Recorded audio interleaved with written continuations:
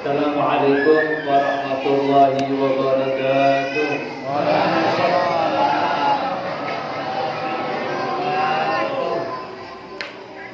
Ini yang jawab kok depan aja nih. Yang belakang tuh ada. Yang belakang tuh yang belakang. Lagi ya.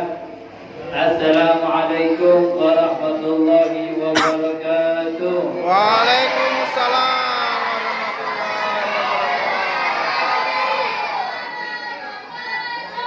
Alhamdulillah, makin semangat yang jawab.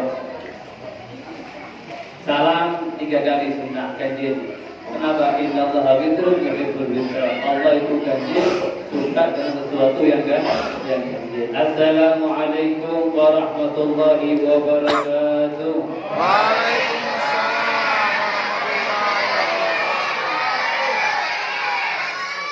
Alhamdulillah. Alhamdulillahirabbil alamin wa bihi nasta'in ala umuri dunya waddin. Wassalatu wassalamu ala sayyidil mursalin sayyidina wa habibina wa qurrati a'yunina Muhammadin wa ala alihi wa sahbihi ajma'in. Amma ba'du. Apa? Yang kami hormati dan kami muliakan Bapak RT dan pengurus Ketua Masjid Al-Lawthar dan semua para pengurusnya, Bapak dan Ibu, para asatidz dan asatidzah. Mudah-mudahan kita semua diberi panjang umur oleh Allah Subhanahu wa taala. Amin. Dalam keadaan sehat walafiat fi taatillah wa rasulih. Yang sakit mudah-mudahan diberi sembuh oleh Allah Subhanahu wa taala. Amin. Yang banyak urusannya mudah-mudahan cepat selesai urusannya. Yang banyak utangnya mudah-mudahan cepat lunas utangnya. Amin. Yang belum kawin mudah-mudahan cepat kawin. Amin. Yang sudah kawin mau nambah ya terserah. Amin.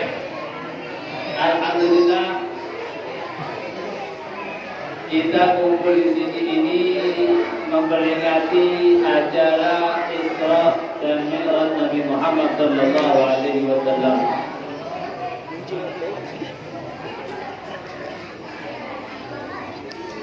Kita kumpul di sini ini acara memperingati mengenang acara Isra Mi'raj Nabi Muhammad sallallahu alaihi wasallam. Isra dan Mi'raj sebagaimana Allah Subhanahu wa taala berfirman, subhanalladzi asra bi'abdihi lailan minal masjidil haram ila masjidil aqsa alladzi barakna hawlahu linuriyahu min ayatina innahu huwas samiul basir. Allah Subhanahu wa taala berfirman, Maha suci Allah Subhanahu wa taala yang mengisrakan Nabi Muhammad sallallahu alaihi wasallam dari Masjidil Haram kota suci Mekah menuju Baitul Maqdis, Palestina. Jadi Nabi Muhammad SAW Isra itu perjalanannya di malam hari. Perjalanannya dari Mekah ke Masjidil Aqsa, ya kurang lebih kira-kira kalau dihitung kilometernya itu 1.200 kilometer lebih dari Mekah ke Masjidil Aqsa. Setelah itu naik sampai ke Sidratul Muntaha. Kalau kita mau pakai secara akal dari Mekah ke Masjidil Aqsa perjalanan 1.200 km lebih ditempuh beberapa jam saja. Itu kayaknya mustahil. Mustahil apa enggak? Mustahil kan? Bu, mustahil enggak Bu? Mustahil. Bu, mantu kamu? Orang kita mau tidur ini Bu. Perjalanan dari Mekah ke Masjidil Aqsa 1.200 km ditempuh kurang lebih cuma beberapa jam. Kalau menurut akal itu perjalanan yang mustahil. Tapi kita diperintahkan oleh Allah Subhanahu wa taala untuk beriman, mempercayai dengan perjalanan Nabi Muhammad sallallahu alaihi wasallam. Kalau kita pikir, ya, sekarang semut berjalan lambat apa cepat? Lambat kan? Kalau sekarang semutnya ke Pasuruan dengan waktu 2 jam, percaya enggak sampai? Hah? Percaya enggak? ada ya kenapa? Semuanya naik pesawat. Iya kan? Sekarang Nabi Muhammad SAW dari Mekah ke Palestina dan sampai naik ke langit 7, perjalanannya mulai malam sampai kembali ke Mekah sebelum subuh. Itu perjalanan yang sangat singkat tapi penuh barokah, penuh keistimewaan dari Allah Subhanahu wa Ta'ala. Naiknya perjalanannya bukan naik pesawat atau naik mobil, tapi menggunakan buruk. Nabi Muhammad SAW ketika naik bertemu dengan Allah Subhanahu wa Ta'ala, ketika pulang diberi oleh-oleh, yaitu sholat sebanyak 50 waktu. Nabi Muhammad diperintahkan oleh Allah Subhanahu wa Ta'ala untuk Nabi Muhammad dan umatnya sholat 50 waktu. Mampu tidak sampai? Bukan 50 rakaat, 50 waktu. Mampu tidak? Mampu. Nah, 5 aja kadang-kadang tapi 5 ini kadang-kadang cuma seminggu saja sholatnya, Jumatan, yang lain tidak sholat. Ini Allah Subhanahu wa Ta'ala memberi oleh-oleh 50 waktu sholat. Kemudian Nabi Muhammad turun, ketika turun bertemu dengan Nabi Musa. Kata Nabi Musa, wahai Nabi Muhammad, kamu diberi oleh apa oleh Allah Subhanahu wa Ta'ala? Aku diperintahkan untuk sholat 50 waktu. Apa kata Musa? Wahai Nabi Muhammad, umatmu itu kecil-kecil, malas-malas. Nah mungkin mampu sholat 5 waktu, kembali kepada Allah Subhanahu wa Ta'ala, minta keringanan. Minta kepada Allah Subhanahu wa Ta'ala, diringankan sampai mondar mandir sampai menjadi 5 waktu. Alhamdulillah umat Nabi Muhammad diperintahkan oleh Allah Subhanahu wa Ta'ala 24 jam sholat cuma 5 waktu. Sekarang saya mau tanya, kira-kira dalam hari ini ada yang sholat tidak kita? 5 waktu ini ada yang tidak sholat tidak? Apa sholat semua? Jangan jujur angkat tangan, tidak usah, dengan hati saja. Kalau angkat tangan malu nanti, jujur dengan hati. Kita dalam hari ini ada yang lobang tidak sholatnya? Ada, tapi lupa. Bukan lupa, malas. Malas. Kita diperintah oleh Allah Subhanahu wa Ta'ala sholat 5 waktu, bukan 50 waktu, cuma 5 waktu. Sekarang saya mau tanya, kalau sampai sholat zuhur, kira-kira waktu mulai wudhu sampai sholat ada 5 menit? 5 menit. Makanya Habib wudhu 1 menit, sholatnya 2 menit, cuma 3 menit. Ya, tapi ada yang tidak sholat pasal ini. Ada yang tidak sholat. Karena apa? Kita diperintah oleh Allah Subhanahu wa Ta'ala, kita wajib untuk sholat 5 waktu. Itu adalah kunci kita untuk sukses dunia akhirat. Karena Nabi Muhammad SAW bersabda, awwalu ma yuhasabu 'alal 'abdu as-shalah. Fa in saluhat saluha sa'irul amalih, wa in fasadat fasada sa'irul amalih. Nabi bersabda, pertama kali yang dihisab oleh Allah Subhanahu wa Ta'ala yaitu sholat.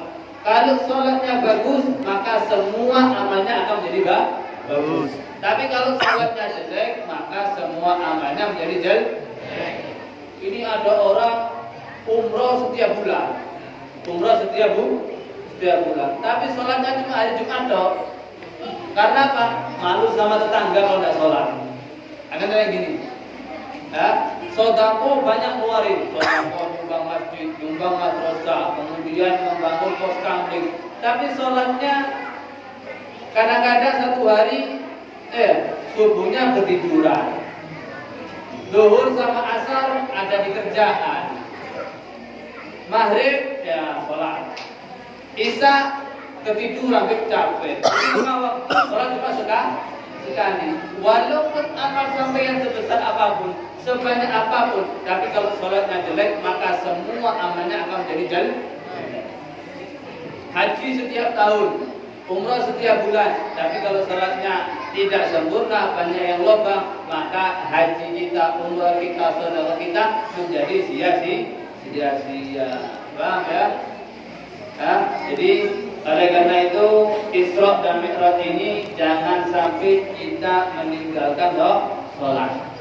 Kadang-kadang kita ini sholatnya lambat, tapi hadir pengajian rutin. Terutama yang perempuan itu biasanya. Hadir pengajian kemana-mana, yasinan ikut, tapi sholatnya ya kadang-kadang tapi pada sholat, ya kadang-kadang ada yang gitu ya. Itu tetangga saya Bu, kalau saya nggak ada contoh. Orang sini bagus-bagus, itu tetangga saya. Tetangga saya gitu. Kalau sholat jarang-jarang, tapi kalau sudah acara arisan, wah pertama kali datang. Undangan pertama kali datang. Sholatnya ya itu juga dah. Ya, hati-hati. Karena apa? Islam hancur bukan dengan orang kafir, tapi Islam hancur dengan orang Islamnya sendiri. Kenapa? Nabi Muhammad SAW bersabda, "As-salatu imaduddin. Faman taraka shalah, faman taraka shalah faqad hadama ad-din." Nabi Muhammad, "As-salah imaduddin. Faman aqamaha faqad aqama ad-din. Wa man tarakaha faqad hadama ad-din." Nabi Muhammad SAW bersabda, salat adalah tiang agama. Siapa yang mendirikan salat berarti dia mendirikan tiang agama. Dan barang siapa yang meninggalkan salat berarti dia telah menghancurkan agama. Jadi agama kita ini bisa hancur sebab diri kita sendiri. Ayo, oleh karena itu jangan sampai kita salatnya lobang. Ya, kita salat ini ya paling lama 5 menit. Paling lama 5 menit. Jangan kita ini mendahulukan hawa nafsu. Kadang-kadang kita ini mementingkan kerja, sholat nanti saja. Kalau kita sudah tua, uang banyak, kita mau sholat. Sekarang mau kerja dulu. Ya, ini bukan orang sini, Pak, tetangga saya. Nabi Muhammad SAW bersabda, "Akhafu ma akhafu ala ummati al-hawa wa tulul amal." Yang aku paling takutkan atas umatku yaitu orang yang mendahulukan hawa nafsu dan terlalu banyak angan-angan. Kalau kita ini kadang-kadang kalau sudah ada subuh, pura-pura ada dengar sudah. Ada pura-pura ada dengar, lanjut dulu sholatnya, ntar lagi mau bangun. Kalau sudah jam kerja, belum jamnya sudah ada di kerjaan. Kadang-kadang lagi ada yang mendudukkan angan-angan. Coba Bib, saya ini mampu. Insya Allah sholat 5 waktu di masjid. Kalau saya punya sepeda motor, kaki saya tidak kuat ini. Kalau saya punya sepeda motor, sholat 5 waktu di masjid. Subhanallah diberi sepeda motor oleh Allah Subhanahu Wa Taala. Alasan lagi, Bib, kalau naik sepeda motor itu takut masuk angin. Coba diberi mobil oleh Allah Subhanahu Wa Taala, aku akan sholat 5 waktu di masjid. Diberi mobil oleh Allah Subhanahu Wa Taala, masih alasan lagi. Bib, uang bensinnya kurang kalau ke masjid itu, tidak cukup. Ya. Diberi kaya oleh Allah, bensin ada, mobil ada, apa yang terjadi? Setrum sudah. Setrum, jalan tidak mampu. Apa sudah alasannya? Tidak ada alasan. Ya, ini yang dikatakan oleh Nabi Muhammad SAW. Umatnya terlalu banyak angan-angan. Nanti kalau kaya, kalau tak jadi sudah. Kita mulai sekarang, ayo paksa diri kita, nafsu kita untuk mengerjakan apa yang diperintahkan oleh Allah Subhanahu Wa Taala. Terutama kalau kita punya anak, ya, ayo didik anak-anak kita. Jangan sampai kita sholat ternyata anak kita tidak sholat. Ya, bagi orang tua laki atau perempuan yang mempunyai anak umur 7 tahun wajib diperintah untuk sholat. Kalau tidak diperintah, kita akan mendapat dosa. Kalau anak kita umur 10 tahun tidak mau sholat, wajib untuk dipukul. Wajib untuk dipukul. Dan alhamdulillah, ya, jadi saya dengar di masjid ini akan diadakan madrasah ngaji setelah maghrib sampai di isya.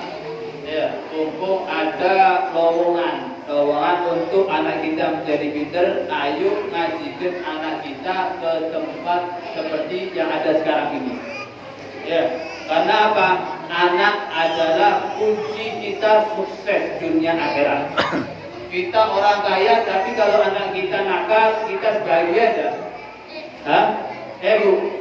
Bu, uang sampean banyak, ya, suami ganteng. Kemudian anaknya menjadi anak yang nakal, bahagia tak hidup ini? Bahagia enggak?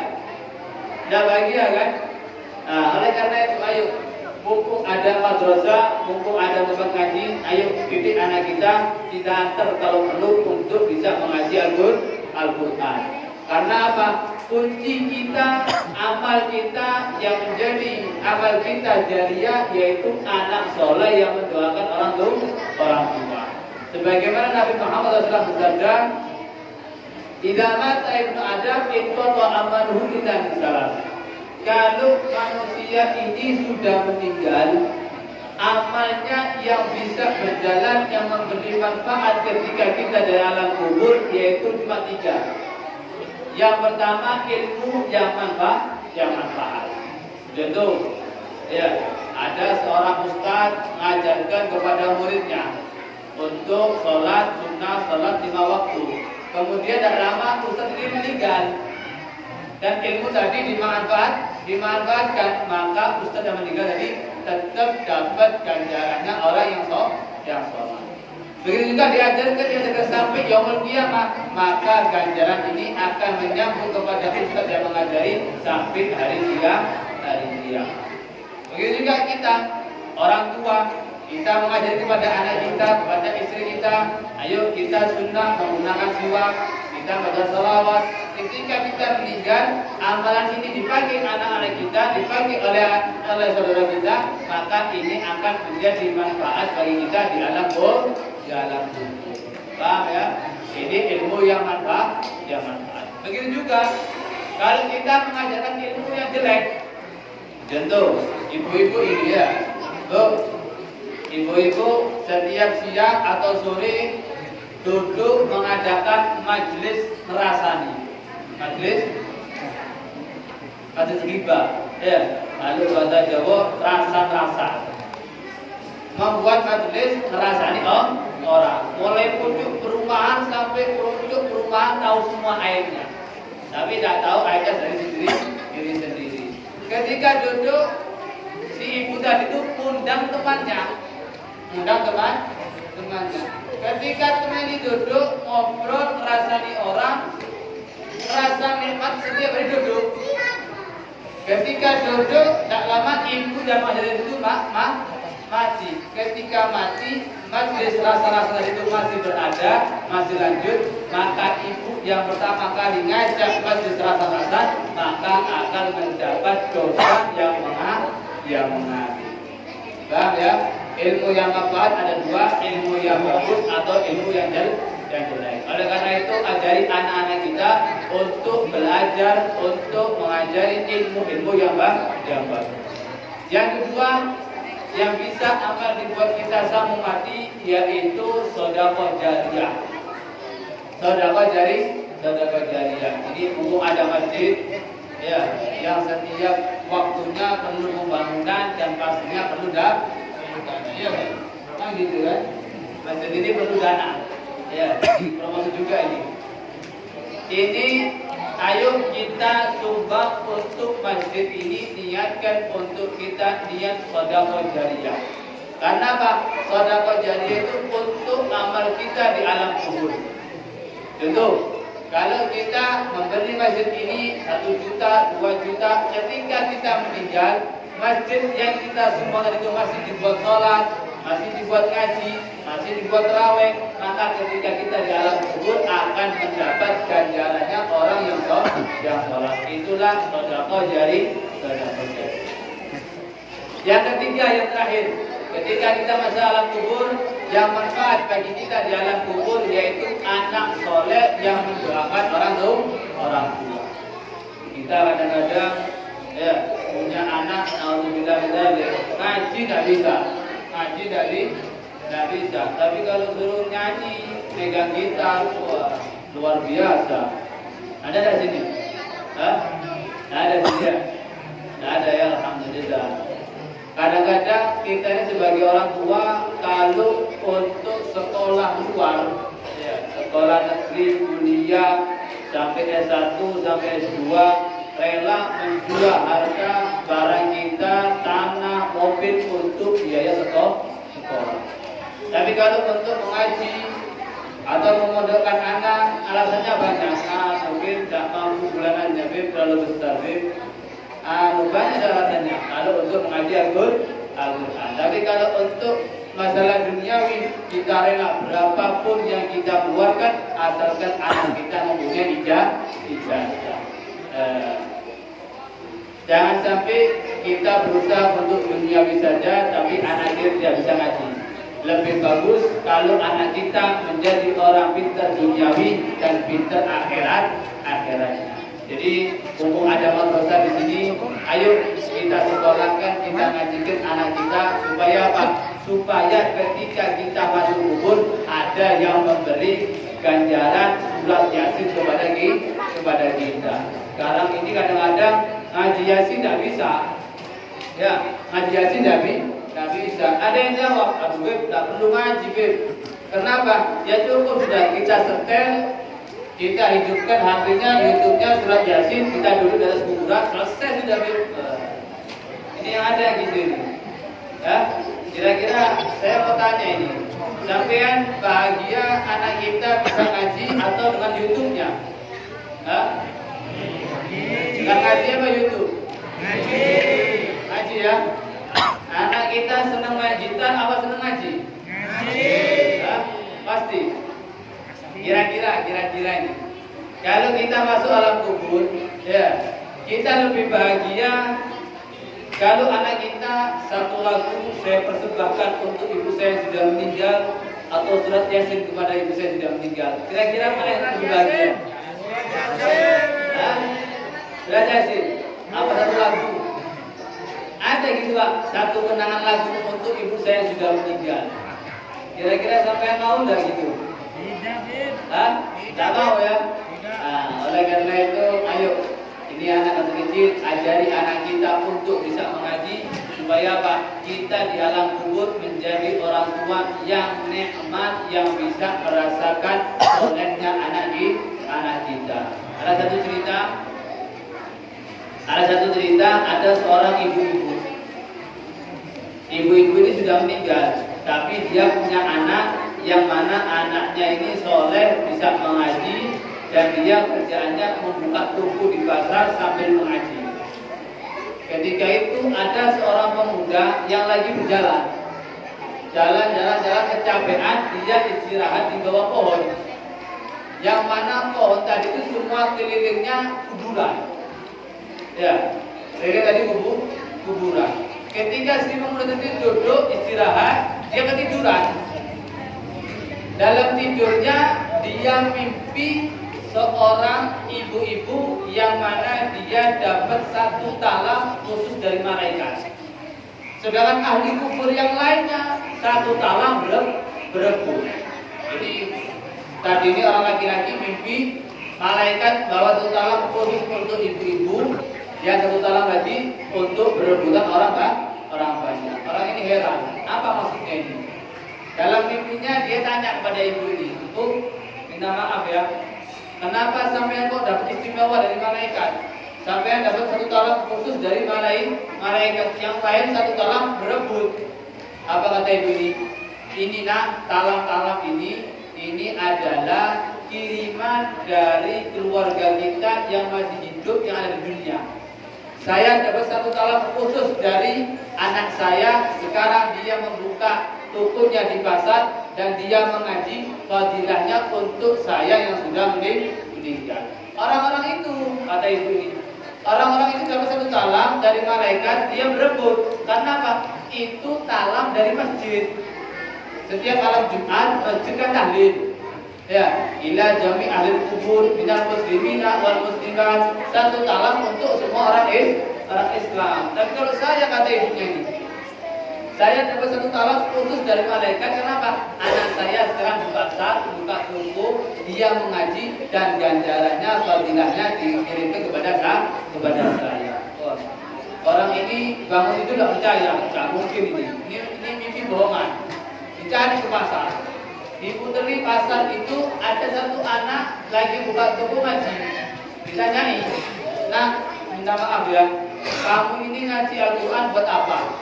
"Biar tokomu laris, biar usahamu laris." "Oh enggak," katanya ini, saya mengaji ini untuk orang tua saya yang baru meninggal.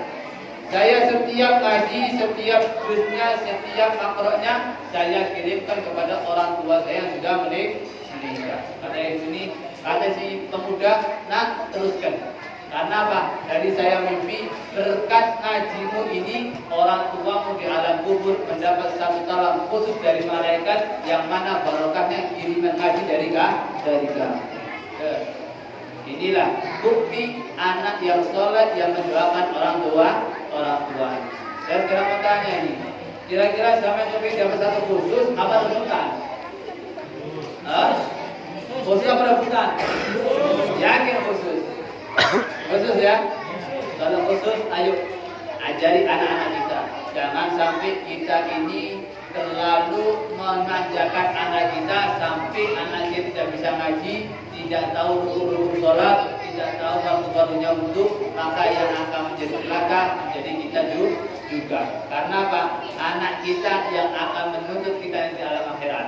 Kadang-kadang ya, kadang-kadang ada orang yang sholat 5 waktu di masjid, bapaknya 5 waktu di masjid, tapi anak istrinya tidak pernah sholat, dibiarkan. Nah, ini maka anak dan istrinya akan meminta pertanggungjawaban di akhirat. Awwalu ma yata'allaqu birrajul ahlu wa auladu. Yang pertama kali menuntut orang tuanya di alam surga yaitu anak dan istrinya. Oh masuk surga dipegang. Pak, malaikat saya tidak ridho kalau suami saya masuk surga. Apa kata malaikatnya? Kok bisa? Maka kata si ibu dan anak, ya ketika dulu di dunia dia sholat 5 waktu di masjid, tapi saya dan anak-anak saya tidak pernah diajari sholat, tidak pernah diajar sholat. Oleh karena itu saya tidak rela kalau suami saya masuk surga. Saya maunya dia masuk neraka bersama kita. Itu pasti. Itu pasti. Oleh karena itu jangan sampai kita tidak mengajari kepada anak-anak kita dan istri kita untuk sholat.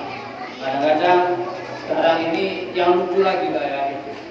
Yang lucu lagi, kalau sudah ini di daerah saya, kalau sini tidak ada itu. Kalau sudah malam jam 8 atau 9, ya sinetronnya main, itu kadang-kadang anak dan istrinya dipanggil. Iya baca, nah, ayo TV-nya sudah main sinetronnya, ayo kita nonton bareng. Ada kayak gini? Hah? Ada. Tidak ada kalau sini ya. Tapi kalau sudah waktu sholat tidak ada yang pernah ada gini. Kalau sudah ada, ayo waktunya sholat kita sholat bareng. Ada kayak gini? Hah? Tidak ada ya? Ada? Oh ada, alhamdulillah kalau ada. Alhamdulillah. Kalau kita nggak ada gitu lah. Kalau sudah jamnya TV sinetron main, diajak anak istrinya nonton bareng, nonton berjamaah. Tapi kalau sudah waktunya zuhur atau subuh sholat, tidak ada tidak berjamaah, sholatnya sendiri. Alhamdulillah tidak. Ini yang bisa membuat kita celaka, dunia sampai akhirat. Oleh karena itu, ya, berkat Isra dan Mi'raj ini, ayo ajak anak-anak kita, didik anak-anak kita menjadi anak-anak yang soleh, dan kita jangan sampai menjadi orang yang tidak pernah kita menjadi orang yang meninggalkan sholat. Mulai detik ini sampai yang akan datang, ayo kita selalu mengerjakan sholat 5 waktu, dimanapun, kapanpun waktunya, wajib kita menjalankan sholat 5 waktu. Jadi tidak ada alasan bagi orang yang masih punya akal ya untuk meninggalkan sholat 5 waktu. Kadang-kadang minta maaf, terutama orang sakit ini. Orang sakit di rumah sakit sudah alamat tidak pernah sholat. Kenapa? Udzur bih. Di dalam syariat, selama orang itu masih mempunyai akal, tidak ada ceritanya untuk tidak sholat. Ya. Kalau sakit di rumah sakit, mau wudhu susah. Maka gimana caranya? Caranya wajib untuk tayamum. Tayamum. Tahu tayamum teman Pak? Bu, tayamum. Kalau tayamum tak bisa. Karena apa? Semua sudah diperban. Bagaimana? sholat tidak usah wudu, tidak usah tayamum, yang penting sholat. Tapi pada sah karena apa? Tidak bisa untuk mengambil air atau tayamum. Tapi nanti ketika sembuh dia wajib dikodok. Tapi kalau tidak sembuh sampai mati, maka dihitung oleh malaikat orang ini telah mengerjakan sholat 5 waktu. Kalau sholat itu tidak bisa berdiri, sholat dengan duduk. Kalau duduk tidak bisa, ya berbaring seperti mayit. Allahu Akbar, sami'allahu liman hamidah. Ya. Kalau berbeda bisa karena apa? Tangannya patah, ya terlentang, ganti bantal. Jadi kepala di sana, kaki di sana. Salat. Allahu Akbar, sami'allahu liman hamidah. Dan bisa karena apa? Tangannya juga diperban, ya dengan kepala. Allahu Akbar. Karena apa? Ini sangat pentingnya salat 5 waktu. Dengan kepala. Allahu Akbar, sami'allahu liman hamidah. Kepalanya tidak bisa patah. Patah, ya dengan patah. Allahu Akbar, sami'allahu liman hamidah, Allahu Akbar. Wajib. Mata nggak bisa, karena apa? Buka, kena tabrakan. Gimana? Dengan hati. Dengan hati. Jadi apa? Tidak ada ceritanya orang yang masih mempunyai akal untuk meninggalkan sholat. Artinya nggak bisa. Ya sudah disolati. Paham ya? Jadi apa? Intinya tidak ada ceritanya orang udzur dalam meninggalkan sholat. Dimanapun, kapanpun waktunya, selama kita masih mempunyai akal, tidak gila, wajib untuk mengadakan sholat 5 waktu. Kalau orang gila-gilaan, nah ini yang nggak beres. Ini yang nggak beres. Kalau kita menjadi orang yang berakal, ya masih ngerti mana uang 100.000, mana 50.000. Kalau kita masih ngerti, maka kita wajib untuk mengerjakan sholat dimanapun dan kapanpun. Paham ya? Paham? Jadi oleh dari sini Isra ayo oleh detik ini sampai ke belakang, jangan sampai kita meninggalkan sholat. Karena apa? Sholat adalah kunci kesuksesan kita dunia sampai akhirat. Paham ya? Alhamdulillah. Kita sekarang di bulan Rajab, sebentar lagi Sa'ban, sebentar lagi kita masuk bulan Ramadan. Sedikit saya bahas bulan Ramadan. Bulan Ramadan, bulan yang sangat istimewa. Nabi Muhammad SAW bersabda, "Man fariha bi dukhuli Ramadan, ar-Ramadan yad'u 'ala niran." Nabi bersabda, siapa orang yang bahagia dengan masuknya bulan Ramadan, ya, siapa orang yang bahagia dengan masuknya bulan Ramadan, maka Allah Subhanahu wa taala mengharamkan jasadnya untuk masuk neraka. Bahagia ini gimana gambarannya? Ya, bukan bahagia alhamdulillah, dan lagi usaha saya maju, yang usaha baju. Alhamdulillah, bukan itu. Bahagia itu apa? Alhamdulillah, sebentar lagi bulan Ramadan adalah bulan ibadah. Ayo kita perbanyak ngaji Al-Quran, sholat tarawih, puasa dengan sempurna. Siapa orang yang bahagia seperti itu, maka Allah Subhanahu wa taala akan mengharamkan jasadnya untuk masuk neraka. Jadi di bulan Ramadan ini kita jangan sedih, jangan banyak ngeluh. Kita ibadah dengan sempurna, puasa dengan sempurna, dan sholat dengan sempurna, sholat tarawihnya juga dengan sempurna. Kalau di daerah saya itu Pak ya, Bu, daerah saya itu kalau tarawih seminggu pertama masjidnya penuh. Ya, dapat 1 minggu 10 hari, softnya masjid sudah berkurang tarawihnya juga. Kalau sini gimana? Penuh terus ya. Mulai awal nggak penuh ya. Alhamdulillah. Oleh karena itu, jangan sampai kita tinggalkan tarawih. Ayo kita tarawih dengan sempurna, puasa dengan sempurna. Mudah-mudahan kita semua diberi kekuatan oleh Allah Subhanahu wa taala. Amin. Sempurna bisa menjalankan Ramadan dengan sempurna. Amin ya rabbal alamin. Terakhir, ini ada amalan. Mau enggak?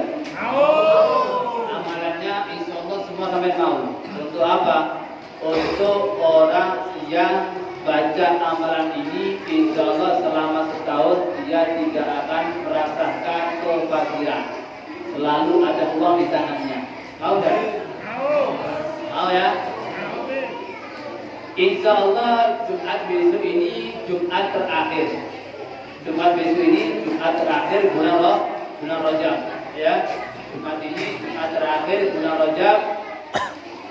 Ketika imam khutbah naik mimbar, ya, laki-laki atau perempuan membaca Ahmad Rasulullah, Muhammad Rasulullah.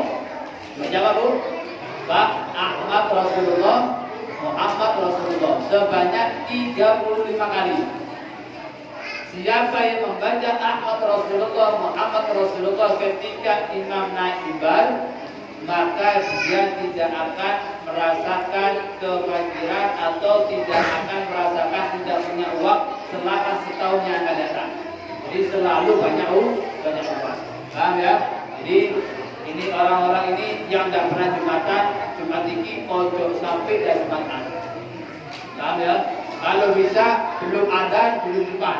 Karena baca Ahmad Rasulullah, Muhammad Rasulullah. Yang ibu juga baca ada apa-apa, tapi bacanya di rumah. Kira-kira kalau ketika khutbah imam sudah naik mimbar, ada yang kedua, maka baca Ahmad Rasulullah, Muhammad Rasulullah 35 kali. Paham ya? Mudah-mudahan kita diberikan umur oleh Allah Subhanahu wa taala. Bisa menjalankan itu dan kita bisa bertemu lagi di bulan Ramadan. Ibadah di Ramadan dengan sempurna. Mudah-mudahan berkat Isra dan Mi'raj ini, berkat masjid Allah Subhanahu wa taala, ya Allah, berkat Isra dan Mi'raj Nabi Muhammad SAW, jadikanlah anak-anak kami ya Allah, anak-anak yang saleh, anak-anak yang bisa dibanggakan dunia akhirat, anak-anak yang bisa membahagiakan kita di dunia dan akhirat. Ya Allah, berkat Nabi Muhammad ya Allah, jadikanlah anak-anak kami menjadi anak-anak yang saleh, anak-anak yang dibanggakan oleh Nabi Muhammad, anak-anak yang bisa mengaji, anak-anak yang pintar dalam urusan agama, anak-anak yang bisa membahagiakan kita. Amin ya rabbal alamin. Ya Allah, jaga mereka ya Allah, jauhkan mereka dari narkoba, jauhkan mereka dari perjudian, jauhkan mereka dari perzinahan. Ya Allah, pimpin mereka ke jalan yang lurus. Amin ya rabbal alamin. Ya Allah, orang tua kami ya Allah yang masih hidup, beri mereka panjang umur. Amin. Ya Allah, itu Abdullah wa Rasulih. Orang-orang tua kami ya Allah yang sudah meninggal, berilah mereka kuburannya taman daripada taman surga. Ya Allah, orang tua kami yang sudah meninggal ya Allah, berilah mereka kabar baik tentang kami, jangan kau beri kabar jelek tentang kami. Amin ya rabbal alamin. Amin ya rabbal alamin. Bibarakatihim ya Rabb, ma'ana barakatihim wa hdina bina bi hurmatihim wa amitna bi tariqatihim wa hdina kunna bi hurmatihim wa ala alihi walhamdulillahi rabbil alamin. Al-Fatihah.